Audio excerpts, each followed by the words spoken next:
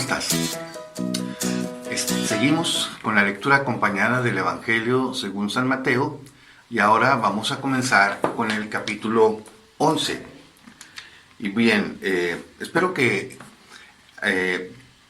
los comentarios de los capítulos anteriores verdaderamente te estén resultando interesantes, te estén iluminando acerca de la interpretación o del entendimiento que podemos nosotros obtener de la palabra de Dios de la mano de la Santa Iglesia Católica, la iglesia que escribió la Biblia como la conocemos, ¿verdad? La Biblia cristiana. Ciertamente sabemos que el Antiguo Testamento pues son las escrituras sagradas del pueblo judío, pero el cristianismo, como sabemos, es heredero de toda la tradición judía porque Dios así lo ha querido, porque como Jesús le dijo a la samaritana, la salvación viene de los judíos. Pero pues como ya sabemos también, el pueblo judío rechazó a Jesús y bueno, pues el Señor fundó su iglesia y como hemos leído en los capítulos anteriores, Él estableció que habría un nuevo pueblo al que se le daría esta encomienda de llevar la palabra de Dios a todo el mundo. Pues bien, ese pueblo es la Iglesia Católica, que San Pablo dirá que es el nuevo Israel, la nueva circuncisión, que es una circuncisión espiritual que recibimos a través del bautismo. Pues bien, vamos a seguir ahora con el capítulo 11 y para poderlo hacer correctamente, como ya hemos dicho, iluminados por el Concilio Vaticano II en la Constitución Dei Verbum, se nos dice que la palabra de Dios hay que leerla y estudiarla con el mismo espíritu con que fue escrita. De manera que pues tomamos nuestra Biblia y vamos a invocar juntos al Espíritu Santo. En el nombre del Padre, del Hijo, del Espíritu Santo. Amén. Ven, Espíritu Santo, llena los corazones de tus fieles y enciende en ellos el fuego de tu amor. Envía, Señor, tu Espíritu y todo será creado y se renovará la faz de la tierra. Oh Dios, que has iluminado los corazones de tus hijos con la luz del Espíritu Santo, haznos dóciles a sus inspiraciones para gustar siempre el bien y gozar de sus consuelos. Por Cristo nuestro Señor. Amén. Espíritu Santo, ven y danos un rayo de tu luz para que podamos comprender y recibir esta palabra que tú inspiraste con el mismo espíritu con que fue escrita. Tú, Señor, y dador de vida, el Espíritu de Dios, el amor del Padre y el Hijo, que iluminas nuestros corazones, danos en este momento un rayo de tu luz para recibir tu palabra. Por Cristo nuestro Señor. Amén. En el nombre del Padre, del Hijo, Espíritu Santo. Capítulo 11 del Evangelio según San Mateo. Cuando Jesús acabó de dar instrucciones a sus 12 discípulos, se fue a enseñar y a proclamar el mensaje en los pueblos de la región. Juan, que había oído hablar en la cárcel de las obras del Mesías, envió a sus discípulos a preguntarle, ¿eres tú quien tenía que venir o debemos esperar a otro? Jesús le respondió, vayan y cuenten a Juan lo que están oyendo y observando. Los ciegos ven, los cojos andan, los leprosos quedan limpios, los sordos oyen, los muertos resucitan, y a los pobres se les anuncia la buena noticia. Y dichoso aquel que no se sienta defraudado por mí. Cuando se fueron, Jesús se puso a hablar de Juan a la gente. ¿Qué salieron a ver en el desierto? ¿Una caña agitada por el viento? Pues, ¿qué salieron a ver? ¿Un hombre lujosamente vestido? Los que visten con lujo están en los palacios de los reyes. Pero entonces, ¿qué salieron a ver? ¿Un profeta? Sí, y les aseguro que más que un profeta. Este es de quien está escrito, yo envío mi mensajero por delante de ti. Él te irá preparando el camino. Les aseguro que no ha surgido entre los hombres nadie mayor que Juan el Bautista. Sin embargo, el más pequeño en el reino de los cielos es mayor que él. Desde que apareció Juan el Bautista hasta ahora, el reino de los cielos sufre violencia y los violentos pretenden apoderarse de él. Pues todos los profetas y la ley anunciaron esto hasta que vino Juan. Y es que, lo acepten o no, él es Elías, el que tenía que venir. El que tenga oídos, que oiga. ¿Con quién compararé esta generación? Es como esos muchachos que sentados en la plaza gritan a los otros este refrán. Hemos tocado la flauta y no han bailado. Hemos entonado lamentaciones y no han llorado. Porque vino Juan, que no comía ni bebía, y dicen, está endemoniado.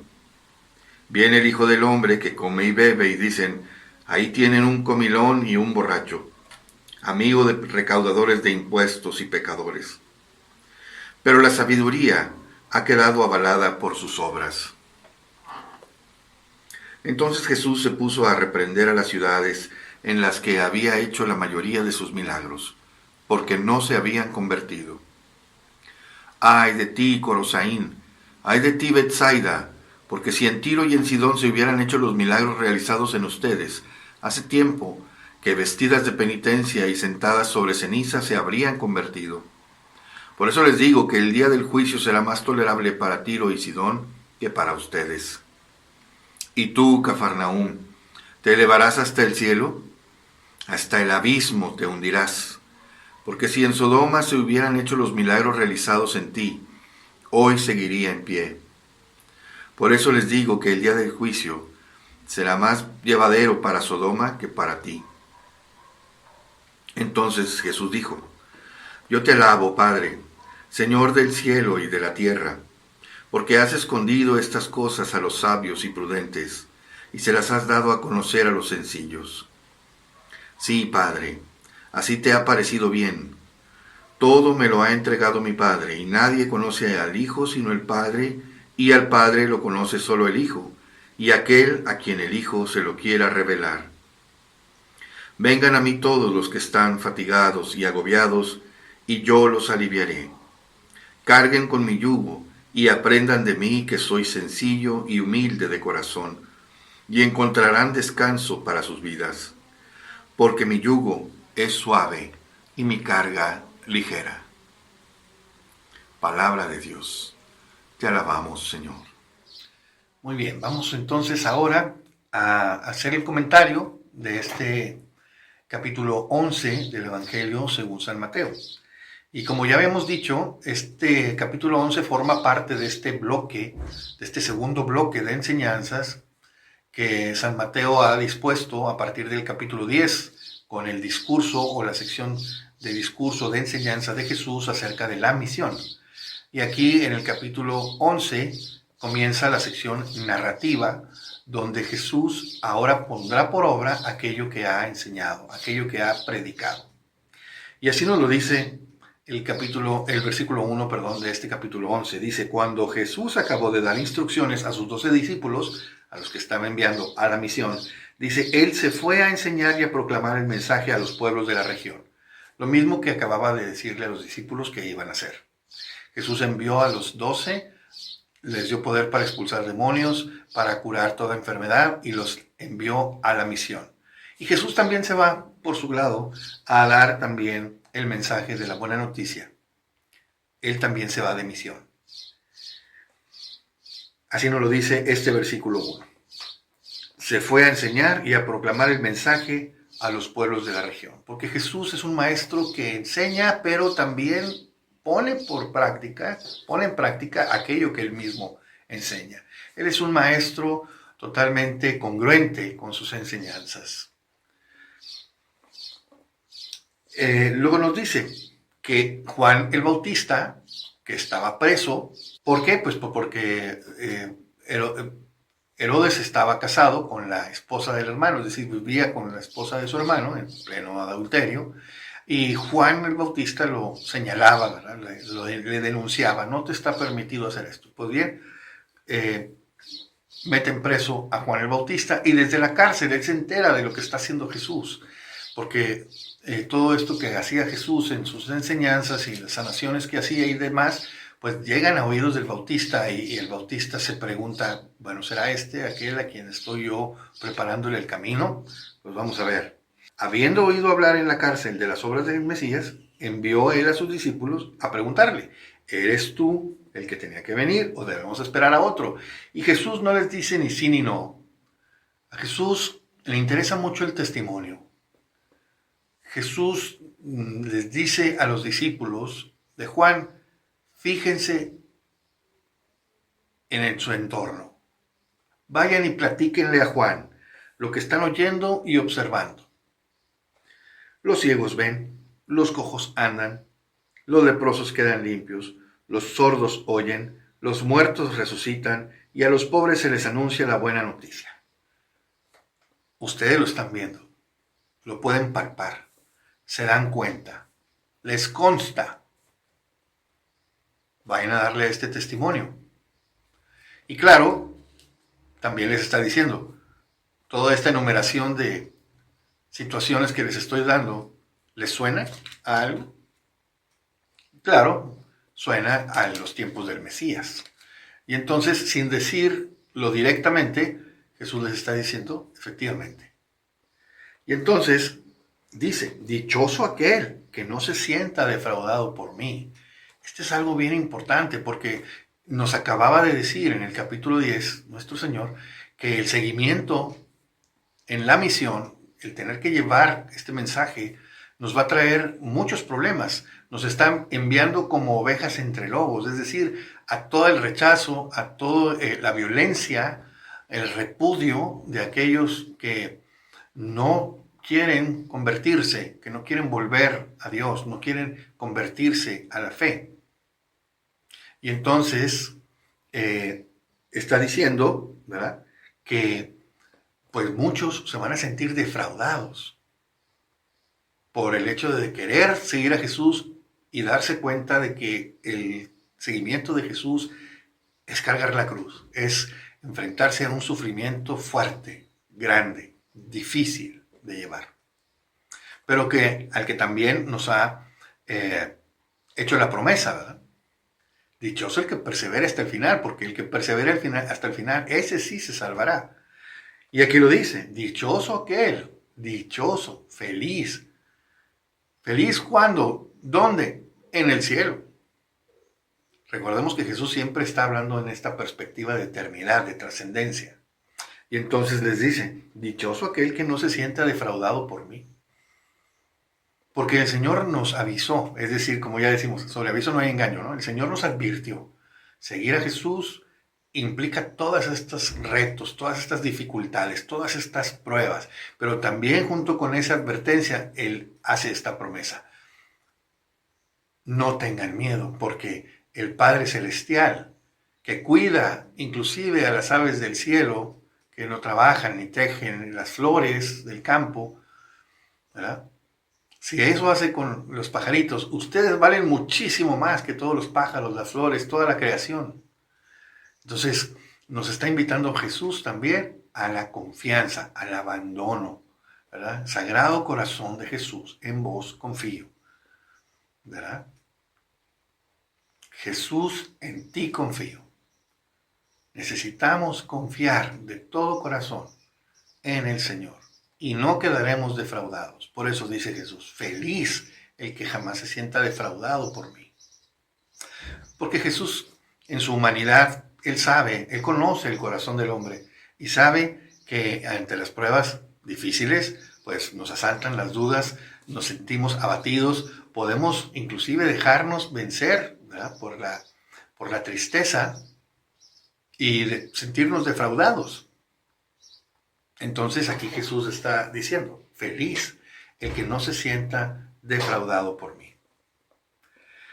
Es una promesa de alcanzar la salvación si seguimos y perseveramos y no nos dejamos vencer por las dificultades.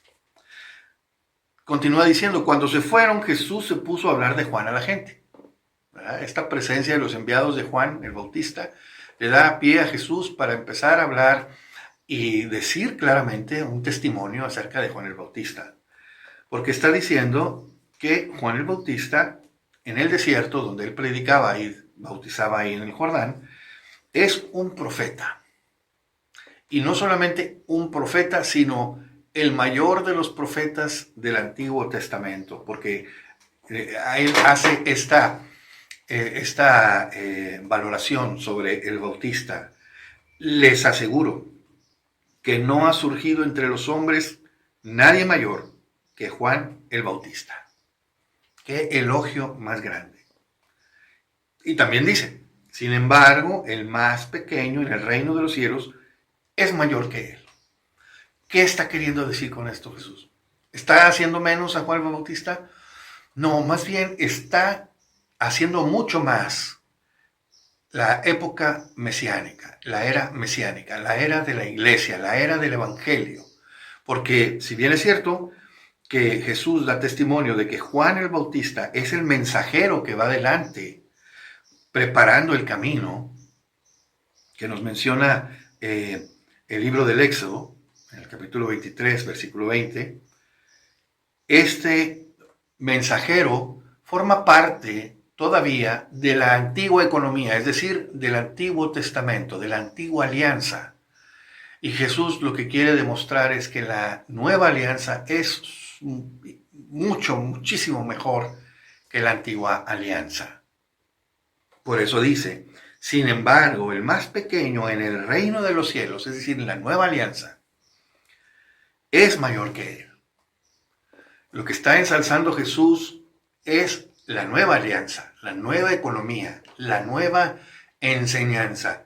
Este evangelio, esta interpretación de la ley a la que Jesús ha venido a darle plenitud, que ya nos lo mencionaba en el Sermón de la Montaña. Yo no he venido a quitar la ley y los profetas, sino he venido a darles plenitud. Y esta es la plenitud, la nueva alianza. Es la plenitud de la ley, la plenitud de la enseñanza que Dios ha dado. Y entonces, bueno, está con esto queriendo decir Jesús, Juan el Bautista es como quien dice la cúspide de la antigua alianza, la cúspide de los profetas. No ha habido nadie más grande que él. No ha habido nadie más grande que él, ni siquiera Moisés, porque dice, entre los nacidos de mujer, entre los hombres, nadie mayor, no ha surgido nadie mayor que Juan el Bautista. Prácticamente lo está poniendo inclusive por encima de Moisés. Pero dice aquí, sin embargo, el más pequeño en la nueva economía, en el reino de los cielos, es mayor que Juan. ¿Por qué? Porque Juan sea poca cosa, no, es porque la nueva alianza es muy superior a la antigua alianza. Y por eso la nueva alianza es la definitiva alianza. Y esa es la alianza realizada en Jesús. Pues bien, dice aquí entonces, desde que apareció Juan el Bautista hasta ahora, y esto es bien importante, desde que apareció Juan el Bautista hasta ahora, el reino de los cielos sufre violencia. Es decir, hay rechazo del reino, y también, pero también, no solamente rechazo, digamos, social, hay rechazo interior. Es decir, la plenitud de la ley nos trae un enfrentamiento en nuestro fuero interno, este conflicto interior que nos cuesta seguir a Jesús, nos cuesta cambiar nuestros criterios, perdonar al que nos ofende, perdonar al que nos hace daño, perdonar al que nos persigue para matarnos, orar por quienes nos persiguen. Verdaderamente requiere una violencia interior. Nos cuestiona, se nos complica. Señor, ¿cómo es posible esto? Le llegan a decir los discípulos a Jesús, ¿así quién puede salvarse? Y Jesús les dirá, para los hombres es imposible, pero para Dios todo es posible. Entonces aquí nos está diciendo esto, el reino de los cielos sufre violencia y los violentos pretenden apoderarse de él. Es decir, aquellos que están inclusive dispuestos a hacerse violencia, es decir, a controlarse, a renunciar a sí mismos. ¿Cómo voy a renunciar yo a mí mismo si yo tengo mi proyecto de vida, yo tengo mi deseo, tengo mis anhelos? Pues bien, ante la propuesta de Cristo a decir, sígueme, lo que ello implique, está ese deseo y esa decisión personal que tiene que ser valiente y firme para renunciar a nuestro proyecto y aceptar el proyecto que Dios nos propone. Porque esto también es importante. Dios no te obliga. Dios no me obliga a seguirlo. Pero propone a través de este mensaje que Él te da, que nos da a través de su palabra, Él nos propone el camino a seguir. Pero nosotros somos libres para decir sí o no. Por eso en el libro del Éxodo viene esta invitación de Dios. Ante ti está la vida y la muerte. Elige la vida. Dios nos dice, elige la vida, pero lo que tú elijas se te va a dar. Pero el Señor dice, elige la vida, por favor, elige la vida. Así lo dice Jesús. Si tú eliges el seguimiento de Cristo, habrás elegido la vida.